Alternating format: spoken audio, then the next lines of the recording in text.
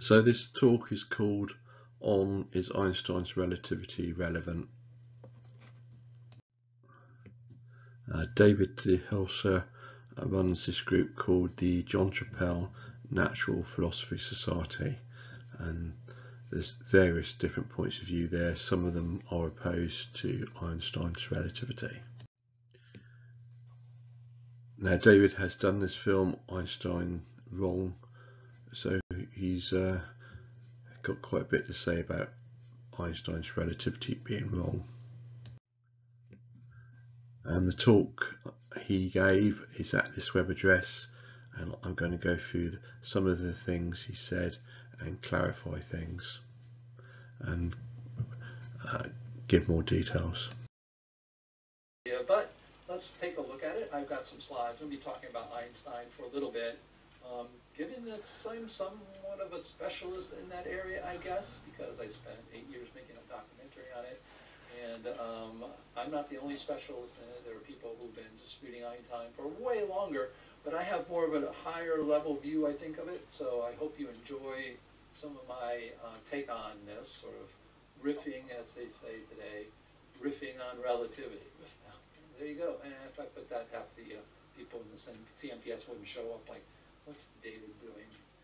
But I keep up with, I'm 61, but I've got a modern mind. Here we go. Einstein's relativity. Now, this is not my statement. This is a statement by Glenn Borcher, and I agree with him 100%. And that is, Einstein's relativity is the most disputed theory in physics. There's not anything that even comes close.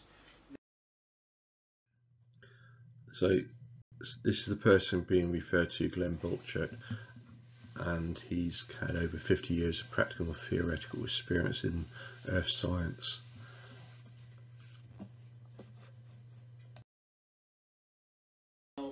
Think about it, okay? Those out there who, like, maybe think Einstein's great, his work is great, because you've been told that. Well, why would there be almost 5,000 books, papers, and videos showing Einstein wrong? Some of the greatest minds out there. Something must be up. Okay, if you have a few people dissenting, that's one thing. But if you had thousands and thousands of published books and papers and videos and white papers about how relativity is wrong, something must be up. We should take a look at it, and so that's what I suggest you do, and hopefully this talk today will help you point you in the right direction and give you some information. The other thing that's really interesting is when I made my documentary, Einstein Wrong, I had my mom sit in my dad's office and turn on the camera for my documentary and start calling universities around the country. So I gave her a list of 50 universities to call. She didn't make it all the way through. I'll tell you the story about that. But anyways, she was calling all the universities, and the idea was to find somebody who'd be willing on phone to come on and talk about relativity and defend it. And what she found out was no one majors in it. Everyone she called says, well, Professor so-and-so sort of like, pays attention to it.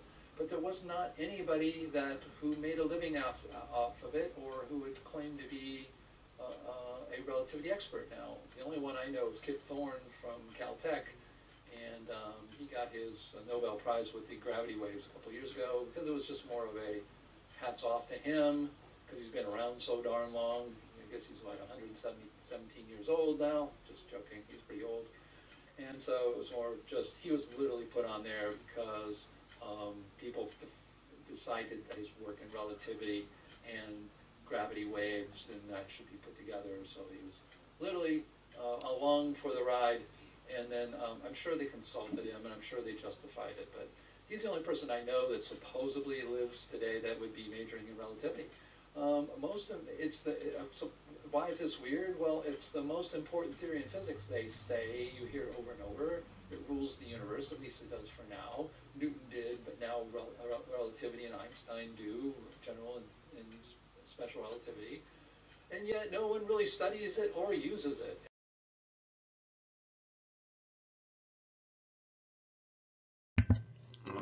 for some reason, David's mum couldn't find anyone who majored in relativity. It's unsafe to generalise from something like that. It's loose talking, and I don't like loose talking too much. It's easy enough to find those who major in relativity. For example, at Cambridge University website, you can look up the relativity and gravitational group, and it lists people who work there. Dave's mum just couldn't look in the right places for an expert on relativity. And yeah, the bending of light for planet detection, they have that, but other explanations have been given, like Dr. Dowdy. He would tell you, yeah, light's bending around these things, but it isn't gravity that's doing it. So that's what he says. So yeah. So this is the person being referred to, Edward Dowdy. He's got degrees in maths, electronics and so forth. He has a different theory to Einstein's relativity, and I'll be talking about that in a little bit in a minute in general terms.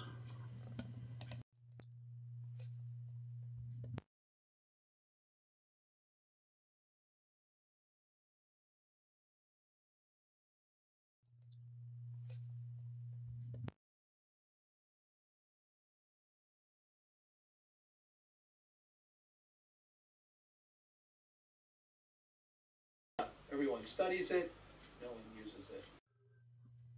The claim that no one uses it is false. Here's an example of some of the users at the relativity and gravitational group in Cambridge. And of course, this is from our database. Is this a pointer? I think it is. There we go. Sorry. There's my pointer. I should have had that out. But this is from the database, technical papers and abstracts. This is not the year. This is the number of catalog things we have that are marked with relativity and Einstein. And very, very few, maybe 2 or 3. Don't quote me on any of this, but I believe there are some sort of positive, but most all those are negative. That's just in our database, folks. So Einstein's relativity, no one majors in it, no one gets a degree in it. I forgot to put that down. Well, that's what it is. No one majors in relativity. It's a degree, and that's very strange for the most important theory in physics.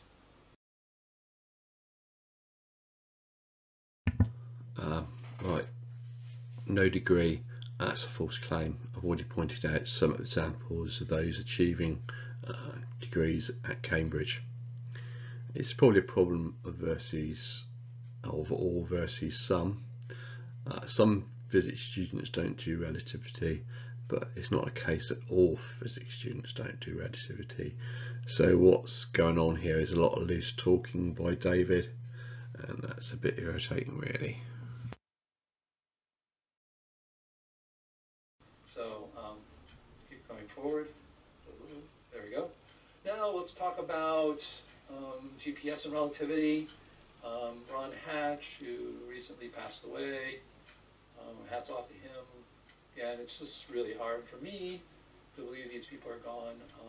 He basically was a person who made a very good living at GPS. I can probably say he was close to a millionaire if he was not a millionaire. He started a company in GPS which was bought by Theyre tractors. So I can't remember the name. I think it's Navcom or something. Don't quote me on any of these names. It's been a while. In my movie, you can go see it. So watch my movie. We go and visit him in his office. But he was a holder of over 30 patents in GPS. His quote from my movie.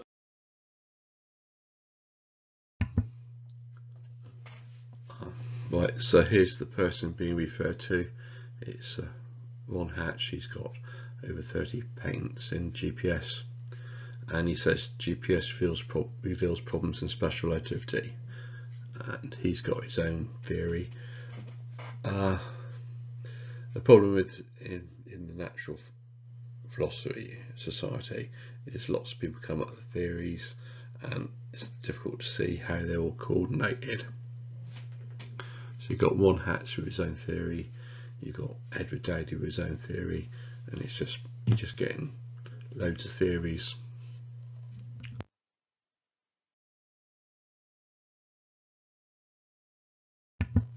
So according to von Hatch, he's got his own theory which is different to relativity. So how does the mainstream physics community deal with distant scientists that claim they have a different theory to relativity? Well, there's this issue called incommensability.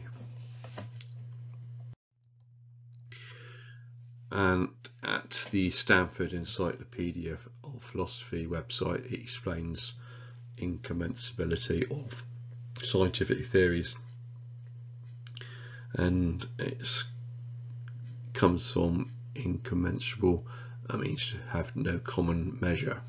So basically what you can have is lots of theories and there's no way to compare them.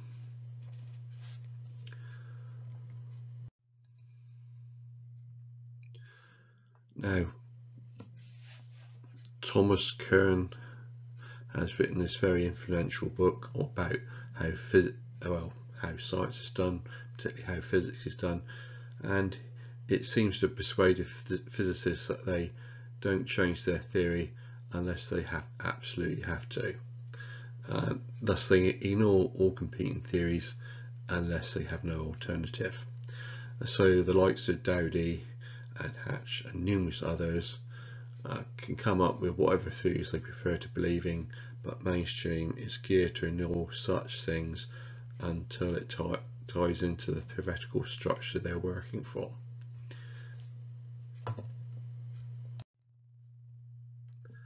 Many at David Hilsh's group spend their time creating their own personal theory and wondering why the mainstream ignores them. Well, they have no comprehension of how physics is really done, and they're just wasting their time and others. That's why I work within the context of mainstream physics. My videos criticising mainstream physics, and I usually just stick to that, working within those.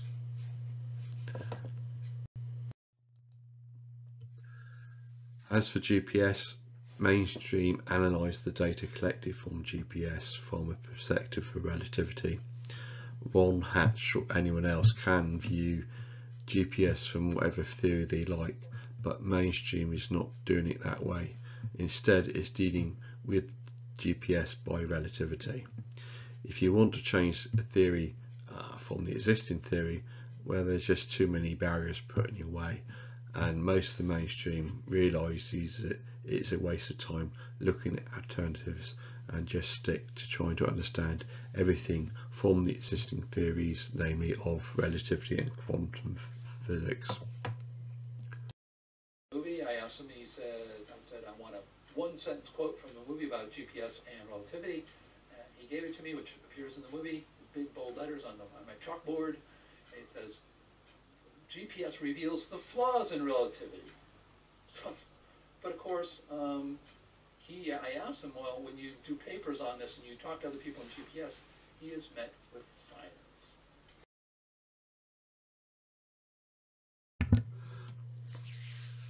So, he's supposed to be finding flaws in special relativity, but what you find is theorists and experimentalists, what they just do is update the math they're using until it fits the data.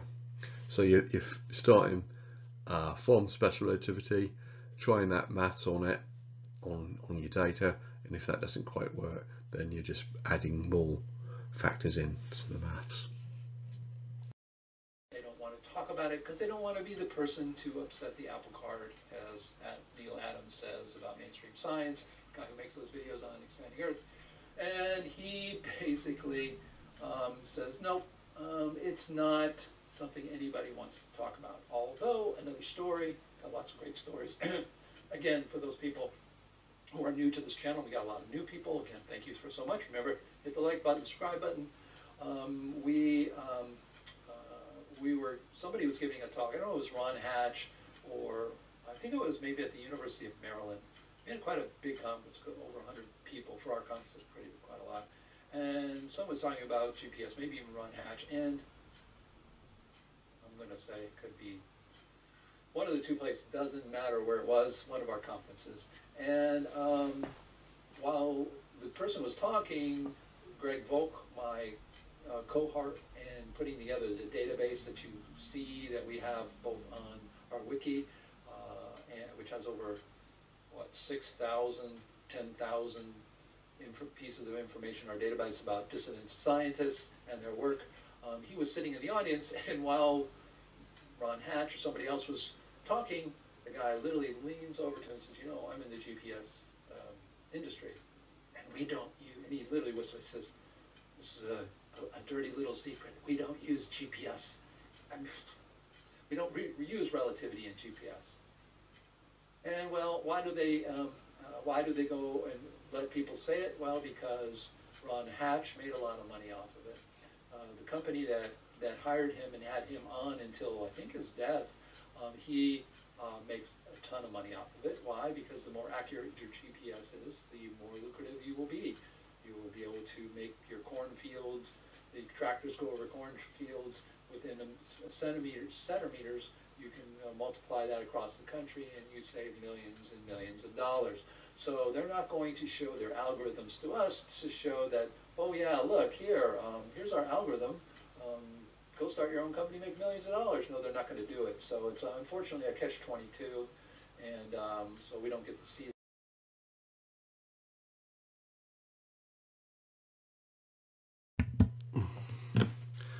Okay, it's a bit anecdotal, and a lot of things that David says are stories without going into too much detail. But there is problems with the patent system blocking ideas getting across to the mainstream physics community. If you secure a patent, you then probably withholding raw data information, and the physics community is really, or the mainstream physics community is really about open access to information. So Ron Hatch probably hasn't able to be able to present things properly. Anyway, there are other problems as well, such as national security. One of the cases I looked at was this person here, Miles Alston, and he's got quite an impressive CV there, and he'd claimed that he'd done experiments which were inconsistent relativity, but because he was working with the MOD, that's the Ministry of Defence in the United Kingdom, it was not allowed to be published in mainstream science journals. So there are lots of blocks going on out there keeping information secret within the physics community. But as you can see here I am, this a couple of years ago actually, I met Bill Nye, the science guy, who wouldn't let me take this picture. I literally got this picture from them. He is so market oriented that we were not allowed to take out our phones and take a picture of him with me. I couldn't hand my phone to somebody to have them take a picture. They had to be official. I mean, this guy is really interested. Can't you feel he is more interested in scientific truth than he is in publicity or making a living or ego or power, whatever it is. But I call him a science evangelist, and he stood up there, and I was in the first row. I had to be nice because I was there not on my own accord. I was actually doing some work with the robotics department there on behalf of our company, and he holds out his cell phone and he goes, here it is, this cell phone in your pocket. It will not, its GPS will not work if it wasn't for special and general relativity. And I bit my tongue, and here he is standing in front of these young impressionable minds, and we keep repeating over and over that GPS uses relativity when it doesn't, and it's really sad. So it's one of the areas that are hard to deal with because we don't have the equations, and we don't have the what's going on given to us to be able to examine ourselves. We can't look at the raw data. And one interesting note here is before Ron Hatch died, he was working on and talking with NASA about a 0.56 picosecond discrepancy between satellites. And his argument, at least he told me, he said he didn't have any proof of it. He was still trying to work on it, but he was working on that. And his suggestion is that the speed of light being sent from one satellite to another, because none of them, as much as they say, are stationary, none of them are. They are moving. And so he said if you take C plus V, you would get 0.5 picoseconds. It's because you're adding the speed of the satellite to the speed of light, and then on the way back it was subtracted. And of course, the way GPS pretends that they're not violating special relativity, that is, you can't go faster than the speed of light, they say that of course it averages out to be C. So there you go. That's sort of what I know about.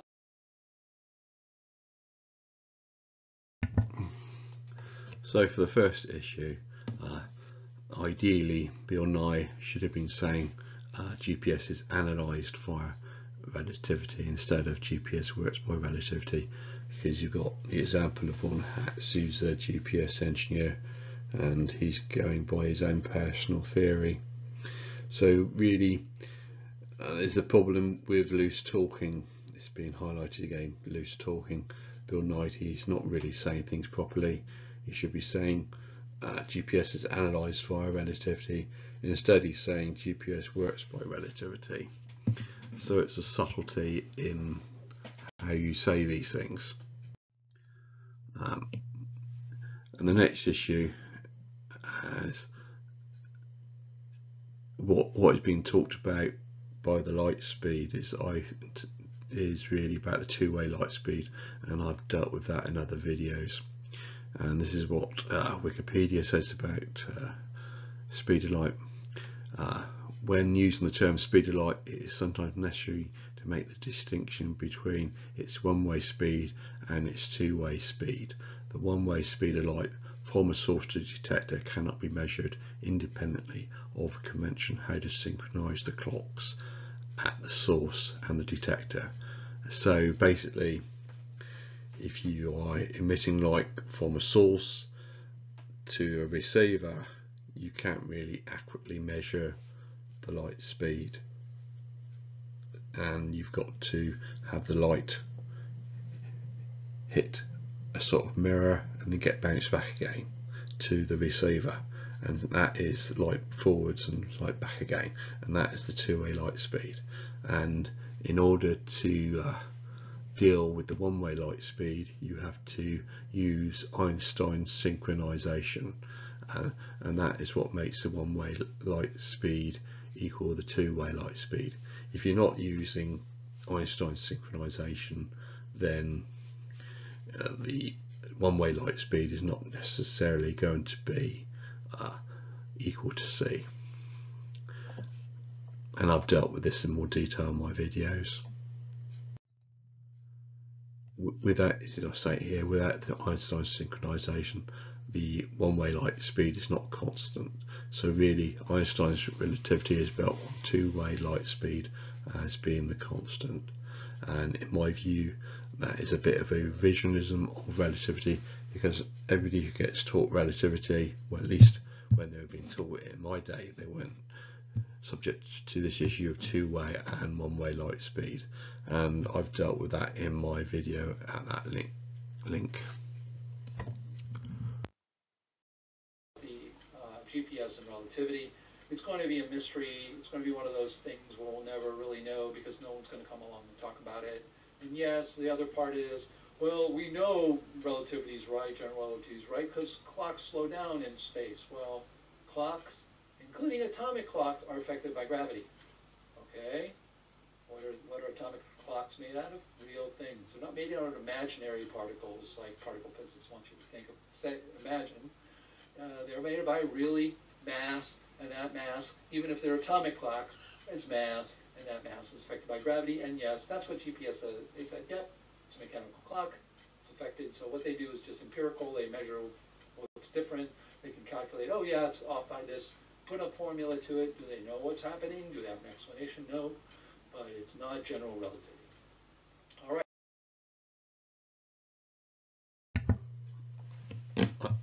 Okay, it's just really just mass manipulation. There's another issue with relativity. The maths gets manipulated in lots of weird ways, and that's still then treated as the same theory. Onward. Oh, press a button. Another interesting story about relativity that shows relativity incorrect is Dr. Cynthia Whitney. She is the CMPS chief scientist. She's in her 80s, mid or late 80s now. She's not doing too well. I've asked her to come on, but she just doesn't feel right about that. A couple of years ago, 3 or 4 years ago, we were at her home when we were had our conference in Vancouver, Canada. Oh, no, sorry. We were in Seattle, Washington, at the University of Washington. Oh, sorry, we've been around a lot of places here. And we did get to see her and talk with her and sit in her home. And she was lucid at that time, but she prefers to lay low these days. She is the editor of Galilean Electrodynamics. That sounds like, wait a minute, it sounds like Newton with electrodynamics. What? But she is, this is what happened. She got her PhD in special relativity from MIT. I've mentioned that many times before. And she applied immediately after she got her degree. She was assigned to apply to special relativity to ring gyroscopes, and it failed. Now you're going to ask, oh my gosh, that must have been really important. It was MIT, so she must go to her professors. The professors go running around. Oh my gosh, we've made a giant discovery. Einstein's theory doesn't work. We need to investigate this, because whenever you have something that doesn't work, we need to adjust our theories or throw out the old one, come up with a new one. So she went to her professor, and she was like, really at that time, that's not what she was thinking. She was thinking like, okay, what are we doing wrong? What am I doing wrong? And the professor says, you're not doing anything wrong. Yeah, we know it doesn't work. I mean, folks. And then what happened?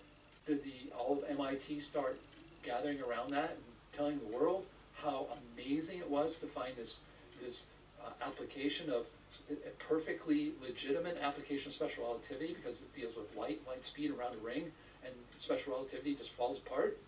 This is big news. So we all know that in the late 60s, I think it was the early 70s, that special relativity was disproven and shown to be not a good theory by the Dr. Cynthia Whitney and MIT, and she got a Nobel. Should that have happened? Yeah. Nobel Prize. Who cares? Unfortunately, Nobel Prize to me is not worth the paper it's printed on, because it's all a popularity contest, and you have things like this going on, they don't pay attention to it. So no, that didn't happen. And what was the response of the professor? She told me, yeah, we know. Well, what do we do with it? Well, that's just the way it is.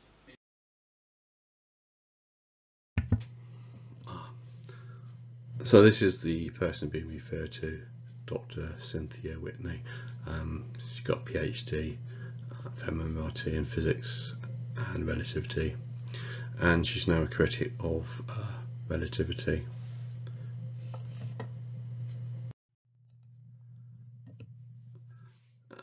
What I think really is being referred to is the problem of a theory's range of applicability. To go into that issue, you need to explain what a theory means in the context of science, mainly physics though. This is what theory is supposed to mean. I'm quoting from a website. The word theory means something different to scientists than what is often meant when the word is used in everyday conversation. So again, it's in everyday conversation, people have loose talking, and I find that irritating. And you've got a different way of talking about things if you're trying to be more precise. In particular, to a scientist, a theory is not the same as a guess or an idea or even a hypothesis. The phrase "it's just a theory" seems meaningless and silly to scientists because science is founded on the notion of theory. So once again, common day language, it's just a theory. It's not really how a scientist would look on it. A theory is supposed to be something established by experiment. It's not a guess. To a scientist, a theory is testable explanation for patterns in nature, supported by scientific evidence and verified multiple times by various groups of researchers. Some theories include models to help visualize phenomena where others do not. Newton's theory of gravity, for example, does not require a model or mental image because we can observe the objects directly with our own senses, and the famous one being the apple falling from the tree. That's supposed to demonstrate gravity. The kinetic theory of gases, on the other hand, is a model in which gas is viewed as being composed of atoms and molecules. Atoms and molecules are too small to be observed directly with our senses. Thus we picture them mentally to understand what the instruments tell us about the behaviour of gases.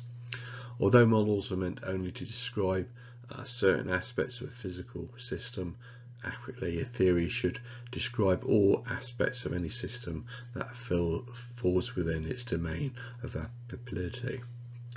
And then the relevant word is a domain of applicability. A theory has a domain of applicability. It has a domain where it works, and outside that domain it doesn't work.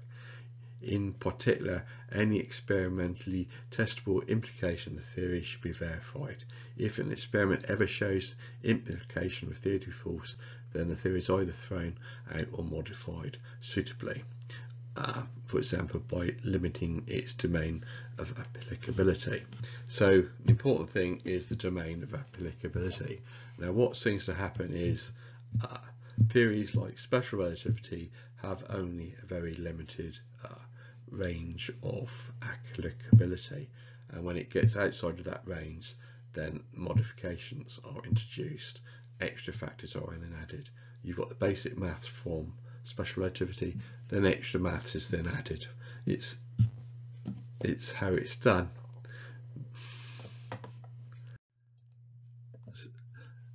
And I'm pointing that again, so an important part of the theory is its domain of applicability, i.e. where it works. Outside that domain and the theory doesn't work.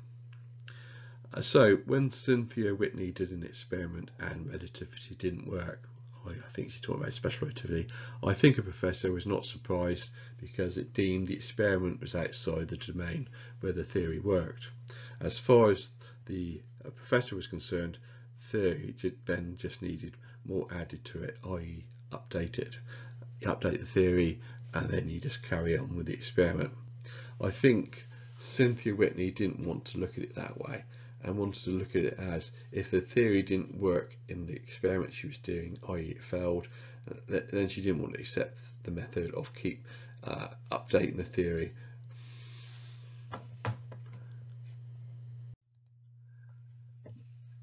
The method of updating the theory is commonly known as moving goalpost.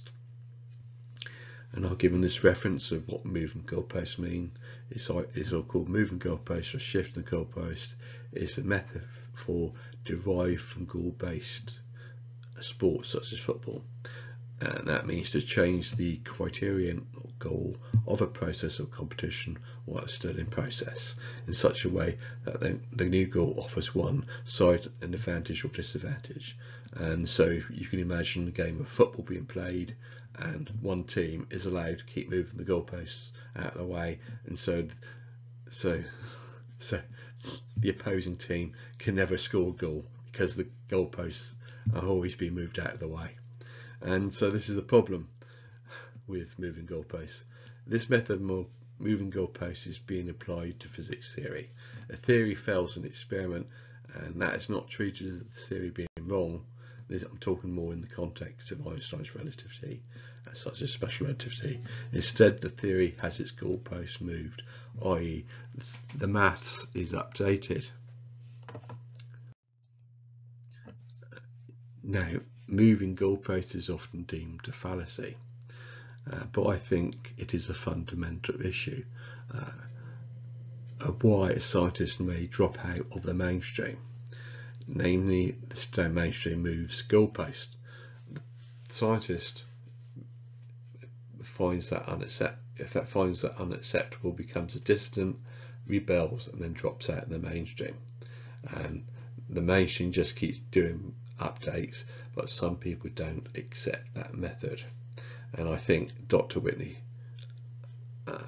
didn't want to accept the method of keep doing the update or moving the goalposts. Another person that you may know or not know of is Dr. Ricardo Caruso. He's the reason I'm sitting here today. He's the reason my dad and I came up with even a model we have. I met him in the early 1990s. He came into my wife's clothing store. She was making clothes at the time, sort of a little shop in Long Beach, California. His son-in-law came in, saw the art, said, "Oh, who's that?" And my wife said, "Oh, my husband is an artist." "Oh, so he's an artist, that's nice." "No, he's also a scientist." And he thought, "Oh, a big thinker, maybe I can get my father-in-law over here to talk to him because he's got some work that he wants somebody to help get the word out." So that was my first foray into it, and then literally a day later, or the same day, I was in the store with my wife. I was living in an artist loft at the time. I was working in artificial intelligence for my day job and doing art at night.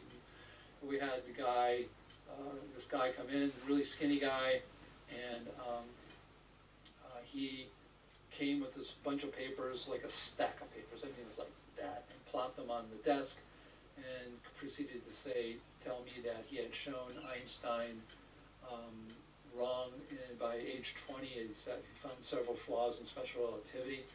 He developed these new autodynamic equations.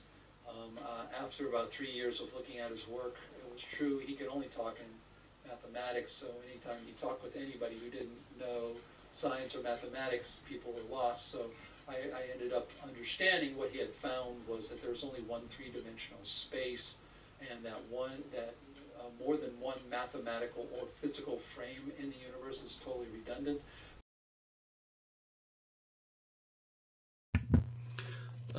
So as far as the mainstream is concerned, it's just another unneeded theory. Physicists are often happy enough with the theory they have for neutrinos, and they don't think there's any need to change. Physicists use many frames, so there's no need for replacing it by a theory that just has one frame. So it's back to the influence of Thomas Kuhn.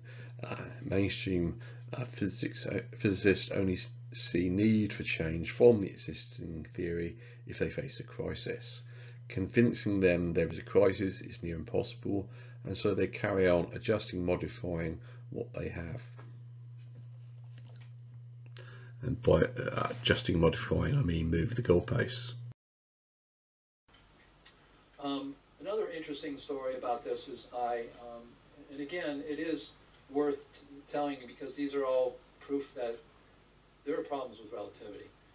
I was working at Space Park in the AI department in Redondo Beach, California, and when I met Caruso, that's where I happened to be working at the time, and I knew that they had physicists there, and those physicists, because Space Park there, they developed the lunar lander, the engine for the lunar lander. So I decided to write the president of TRW. No, they are an engineering group, but I think they also do information. People talk about your credit score with TRW. But anyways, I was working there, and so I wrote the President Gorman. I mean, I said, look, I have an experiment you can do. And this was Caruso's new experiment, new radium E experiment that you could do, and that could win a Nobel Prize. And 3 weeks, I didn't hear anything. For 3 weeks later, I get a email or a phone call. I don't remember which, and it says meet me and some other colleagues in a room at this day and time. So I put together all the stuff I could from Caruso's work, all his papers, all his description of the new radium E experiment to show special relativity wrong. And I walked into a room, and it was just really, I'll never forget it all my life, the rest of my life. Basically, a room of physicists sitting there, and they were all looking at me like I walked in like I was, one of those movies from NASA where, all the team's going awry and we got to fix it. So all eyes were on me, and they were sitting there, and they then repeated what I was talking about, like you had an experiment that could win the Nobel Prize, and then I got fear put into me. He goes, well, this is so and so, this is so and this, and these three people are retired physicists, but they came out of retirement to come here to listen to what you're going to say. And I'm thinking, so I'm talking and I'm talking about what the experiment was, radium E, you put it in, and you measure the energy coming out, and explained it to him. He says, well, what are the consequences of this experiment? I said, well, one of them is it's going to show the neutrino doesn't exist. So another guy turned to another guy, said, wait a minute, turned to his friend. He says, didn't the SN 1987 supernova 1987A show that neutrinos existed? And I go, yeah, I think I read something about it. And so I turned to these physicists today, like me, AI engineer, software guy. I go, are you an expert in neutrinos? Are you a particle physicist? No. I said, well, then how do you know the neutrino exists? Well, all my colleagues tell me. I said, well, how do you know your colleagues are right? He goes, oh, I trust my colleagues. Boy, you right away, you knew something was going on. So, a neutrinos is to a large extent just an interpretation of the maths that they're using. So, if going by the same maths but interpreting it differently, there's not going to be that they're not going to be that impressed by it. And if it's different maths, well, supposedly they've done the experiments which shows the existing maths works, so they're just not impressed by somebody saying that neutrinos don't exist. What do you supposed to mean by that? You're proposing that there's new maths, or you're proposing the maths that we got should be interpreted differently? We've got no evidence for any of that.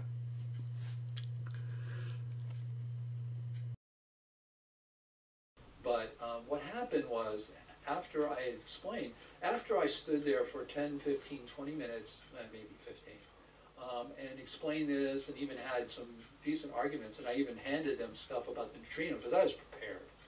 And they go, oh, so you're a physicist? Here it comes. No. They looked around, and I literally got laughs. I got laughs like I was the janitor or something like that, right? And that's just embarrassing. Talking to a physicist and giving the impression that you don't know any about physics. It's about 3 years of ordinary degree in physics. You have to do a master's degree, maybe 2 years, a PhD, maybe 3 years. So counting college as well, you're probably taking 10 years of study in physics before you actually start doing much in physics. You've had a long training process, and David DeHilse is talking to people who are physicists and are now retired, and somebody comes along and think they can talk physics without that 10 years of knowing anything about the philosophy and the methodology about how physics is done. You are talking to people which have a completely different outlook to the world than you do. So you come in there as somebody not knowing that 10 years worth of physics training. You are just not talking the same language. You're just not communicating, and you're just being embarrassing if you're given the impression that you don't know any physics. You could have said something like you are self-taught, you have done some courses on it and online or something or other, or you've got yours, and not given the impression that you don't know any physics.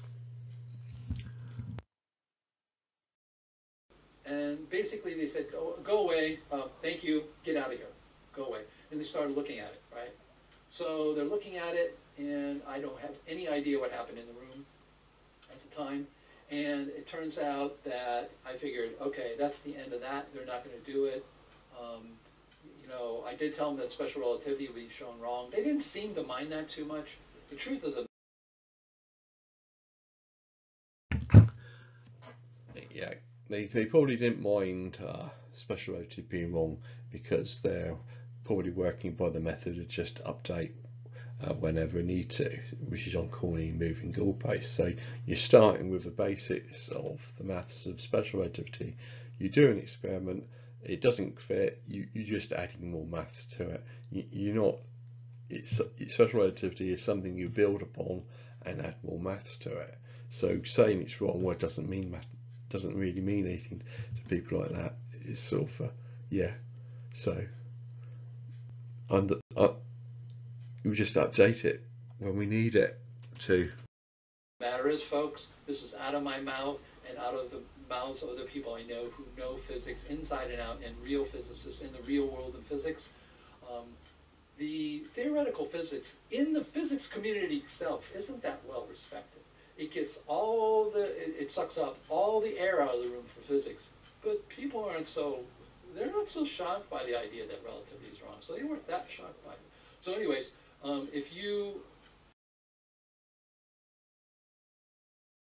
Yeah, as I was pointing out, experimental physicists would probably just update the mass to fit whatever was needed for the experiment. If you go forward 3 weeks, I figured nothing's going to happen, and then I get a letter, not an email, a letter, a company letterhead. I mean, super official. I still think I have it. I think I have it. I'm supposed to have it somewhere, so I kept that letter. And I thought I may have lost it, but anyways, in the letter, it basically stated there was one person. He said I was assigned to look at this, and the thing that shocked me. What happened was in 1994, I believe it was. I'd met Caruso only a couple of years earlier, maybe even less than that. I wasn't totally committed to this. It wasn't that I was thinking he was crazy, but I'm thinking, well, you know, maybe his work isn't right, maybe there's something's wrong, whatever. And it turns out that I was reading the letter, and that's why I'm sitting here today, because this letter changed everything. Because I was reading along, and they said, you know, so the sentence that hit me was, and from my studying it, I cannot find anything wrong in Ricardo's, Dr. Carusani's mathematics. And that hit me like a ton of bricks. I thought to myself, if these guys, in other words, and I think they even said something like, you know, this could be legitimate.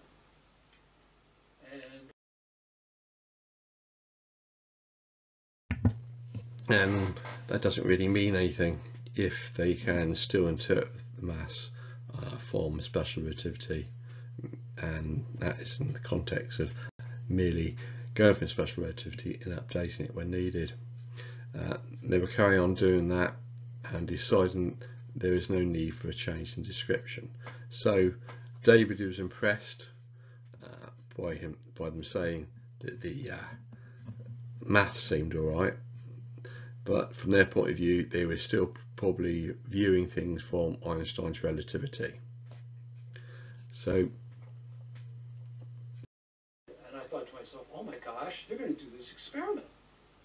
And of course, then the next paragraph hits, and that is, 10-foot pole comes along, and it says, well, as you know, this involves radiation, and we don't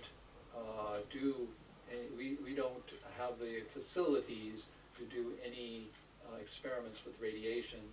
Why? They work with the frickin' lunar lander.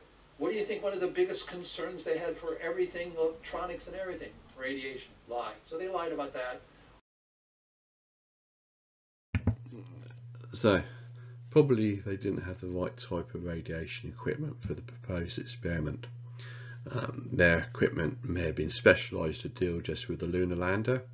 Maybe they are subcontracting their work out between different research groups, etc. Anyway, it still amounts to being bluffed off. They were not the right type of research group to get in contact with. They're geared to commercial ends. They're not going to do an experiment for purely research purposes. So he was bluffed off. And the second thing they said was, we do not do research or experiments for just pure science.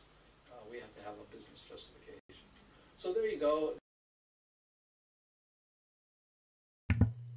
And that's the end of that story. Next story. Interesting enough, autodynamic equations, when you look at it, basically they turn the special relativity equations into an equation of a rocket ship. It says if you want to have any movement, if you are a self-contained mass in the universe and you want to move, the only way you're going to move as a self-contained mass is to expel mass. And that's what his equations did. And with those equations, you can rewrite and explain and derive Bohr's atom, the equations for Bohr's atom, without wave equations. That's chalk one up for particle models versus wave models. So that was very interesting. So it all just sounds like maths manipulation. So it could still be interpreted in the context of special relativity and the rest of Einstein's relativity. You're playing around with some maths and you say, oh yeah, I can manipulate that, and well, that's not really doing anything, is it? If you're not showing you've got a different theory, you're just manipulating the maths which is already there. Einstein Wrong Miracle Year. Here's what's in it for spoiler alerts, but it's definitely worth watching and maybe get you interested in watching it. The atomic clock experiment. These are the three things that I used at the time to show special relativity wrong, special and general. And the first was the atomic clock experiment by Dr. Emily Spencer. She wrote the people from the atomic clock experiment where they kept the atomic clock on the ground, identical clock, and an identical clock on the plane, as identical as things can be. And then they flew it around the world one way and flew around the rest the other way, and they then compared the clocks, and they claimed that time dilation exists. Of course, every university on the planet. Oh yeah, this is a picture of our opening night. There's my dad. It says Einstein wrong. There we go. And basically she got the raw dating. Now this is why she could find out that it was wrong. The people who ran the experiment at the time in 2000, in the early 2000s, were very old. They're in their 80s, and of course by that time, you know, they were very famous for that experiment. Well, they never put out the raw data, because if you put out the raw data, then you have people's ability to dispute what your claims were, that it in fact it supported general relativity. And so, special relativity. So what happened is she wrote them or contacted them, and what did they do? They sent her the raw data. No, you don't do that, because that means your interpretation can be disputed, and that's what she did. What did she find out? In the movie, it's really, really funny. She found out that in order for them to make the experiment show general relativity correct, that they had to have the experiment start 23 hours before the experiment started. I'm going to say that again. They had to make the experiment start 23 hours before the experiment actually started. And in the film, it's really funny. I love Dr. Everly. She got her PhD in mathematics in the 1940s. A woman, get that, right? Brilliant scientist. And she says, two of the things she says in the film is, speed of relativity, speed of light is not constant, and Maxwell's equations aren't correct. So Anyways, she's talking and she goes, so she's talking to my mom, and I said, look, you're going to have to, make this understandable to the average person who likes science. And so she did, and she goes, well, what they said, their conclusion was, well, the atomic clocks must have been excited and knew they were going on a trip. We're going on a trip, literally. That was her answer. That was the way she could explain it to the average person. It's true. Well, that's a perfect way to explain what they really did with the data in order to show relativity, special relativity, or special relativity. This is time dilation. Sorry, Dave, I get it mixed up, and I apologize. But special relativity, correct, is that they had to show those clocks starting at a different speed. Anyways, it's in the movie. You should check it out. So what it sounds like, they're just fudging and they're biased as to the interpretation of the data. But ideally, what they should have been doing, the scientists, is to calibrate the clocks before sending them off on the journeys. So presumably this 23-hour thing was really just calibrating clocks.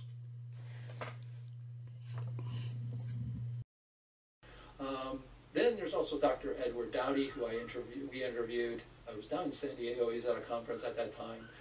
He happened to be on the West Coast, so my mother and I met him. I had a person on the crew helping film, and he talks about general relativity and how that light does in fact bend, gravity doesn't in fact bend light. It's the coronas of sun that bends light. So it's not a direct relationship between electromagnetic radiation and the force of gravity. So he talks about that. I won't go too much into it. See the movie.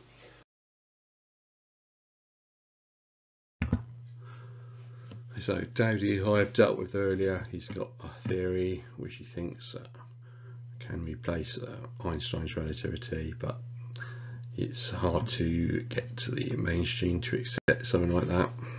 The mainstream are just happy with what they've got and carry on working with that by doing their moving the goalposts. And then, of course, the big one was, I couldn't believe, the Stanford Linear Accelerator. I think it's an interesting story there. I had set up during the 2005 year, everybody was going nuts. People were going to Stanford Linear Accelerator left and right because of the miracle year, 100-year miracle year of Einstein, and all the nerds were nerding out because people, what was it, PBS was there to shoot the Einstein documentary, who was being directed, the Einstein was being directed by a friend of James Cameron, who of course directed the Avatar, it was one of the great directors, a billionaire, and Titanic, and the Terminator movies. So it was just big. Everybody in Hollywood wanted to be, oh, I want to hook up with the great minds of science, and I want to be part of this Einstein thing. So I called them up and there was a guy from Australia, or he had an English accent, could have been Australia, could have been South Africa, somewhere, wasn't English, but he said, oh yeah, you can visit. So I was just another one of a film crew showing up at Stanford Linear Accelerator. So I called up and he said, okay, gave him a time frame where I was going to drive up my father, myself, and my mom. And we were going to crew it. My dad I got film of my dad walking outside the boom mic, stuff like that. Anyways, so I called him like a week before we're coming. We drove up there, so we didn't have plane tickets. We had a hotel and all that stuff. And it turns out that I called them up, or they called me, can't remember. I think they called me like 5 days before. Yeah, they called me. And I hear the same guy, and his voice is trembling. I'm not lying. I'm not making it up like I'm making it dramatic. His voice was trembling. He was like, because I think maybe he thought I was actually somebody like big in the film industry, and he was worried that he's going to blow it with somebody who may be important. I'm nobody. So, he said, well, Dave, about that coming to film, because we're going to film inside the Stanford Linear Accelerator, and they had a physicist lined up to talk with us. Says, it's been decided at the Stanford Linear Accelerator community that it's not in the best interest of our community to let you film with inside the accelerator. And I was already prepared that maybe that could happen. I already had a Michael Moore moment. In fact, one of my old trailers for the movie has my mom standing outside and the guards are watching us like, you know, these guys are filming out. We were on public property filming, and so it was one of those Michael Moore moments. I did that, but believe it or not, I said, okay, I guess then the physicist, or the, in fact, experimentalist, is better to put, said he would be, I said, I'm imagining he doesn't want to be interviewed at all. And he goes, no, for some reason he said he'd still want to be interviewed. I said, oh, I can interview him? He said, yeah. I said, okay, I'll interview him. So I couldn't believe it. I got in contact with him. I told him the time and place. We went there and I said, is there a place we can stand on a hill and overlook the accelerator? And he goes, yeah. So I do that, and so I'm up like on, we traipse up my hill. My mom's got rheumatoid arthritis. It's not easy. So we're traipsing out in the hot sun in California up the hill, and down down below you can see the accelerator cars going by and the highway in front of us. And he stands there and he tells me two things. He tells me my mom. So I would ask him questions. I would tell my mom that here's a question and give the answer. So she did it. So she would give him the question and give the answer. And so he says, well, what do you think about special relativity? And so what does he say? Well, I have to unteach it to my grad students. I'm going to say that again. This is an experimentalist at the Stanford Linear Accelerator saying he has to unteach special relativity, the same special relativity that Bill Nye, the science guy, holds up with his phone and says, GPS only doesn't work without special relativity. Says we have to unteach it. And now the bigger one, which I knew from Dr. Caruso, and I didn't know if he would reveal this, and that was, they don't observe mass increase in particle accelerators. Special relativity says as you get close to the speed of light, time slows down, length contracts, you get squashed, and then mass increases. And he says, no, we do not measure mass increase in particle accelerators. So this mass issue is still mathematical manipulation as far as I'm concerned. Don Lincoln in the next video is just going to do a bit of maths manipulation and do away with the concept of relativistic mass within the context of special relativity. So I'm going to show a short clip of Don Lincoln explaining this.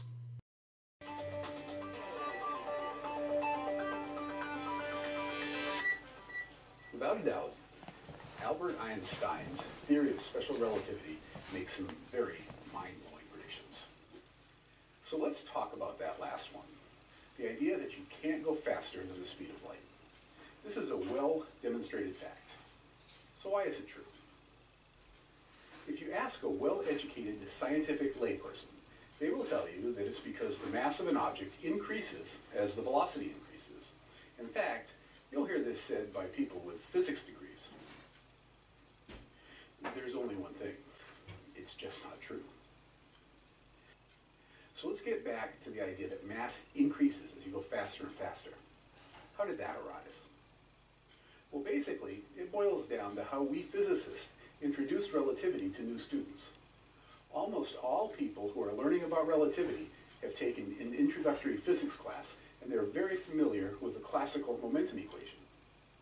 So what physicists did was to invent an idea that they called relativistic mass. Relativistic mass was just gamma times the actual mass. If you do that, you can then write the momentum equation as just momentum equals relativistic mass times velocity. That equation looks just like the introductory momentum equation. Taking this approach is helpful when you teach relativity. That way, you can focus your lesson not on new and unfamiliar equations, but rather on big ideas, especially the idea that momentum at high speeds acts differently than it does at low speeds. But this idea of relativistic mass comes at a price. The price is a misconception.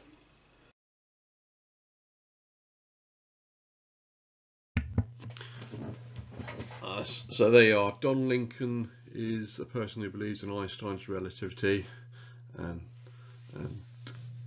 there are other relativists who do the same thing. They do a bit of mathematical manipulation, and they've got rid of relativistic mass, and they still call it special relativity, even though they got rid of relativistic mass. Thus, the point from David about no relativistic mass is not relevant. What the relativists have done now is move the goalposts once again. They've done a bit of revisionism, and they've done away with the concept of relativistic mass. Well, most of them have. The older ones haven't. Ones taught in my day would have been told about relativistic mass. It's the ones now that should be being taught the way that Don Lincoln is talking about, that there's no relativistic mass. So really, Einstein's special relativity and the rest of his relativity just keeps getting updated, which is really naughty.